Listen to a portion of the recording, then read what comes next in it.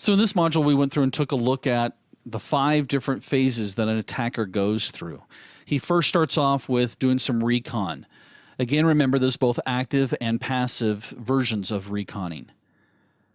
Our purpose again at this phase is to gather as much information as possible without being detected.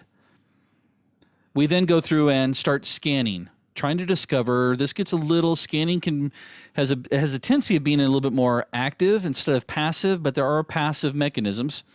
But our purpose here is to try to map out, identify your network. We then go through and try to gain access to those targets, or to at least a target. Once we've gained access, our next job is to go through and maintain access. Again, typically, an attacker will go through, harden up the system so that nobody else can get into it, doesn't want to waste his hard work. Plus, also, I want to make it easier for myself the next time I need to get into this machine.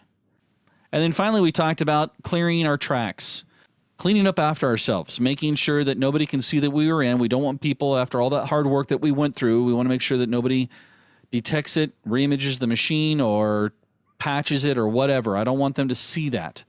And again, going back to that recon and scanning phase, before I pick my target that I'm going to use, I'm going to make sure it's a machine that is probably not looked at too closely.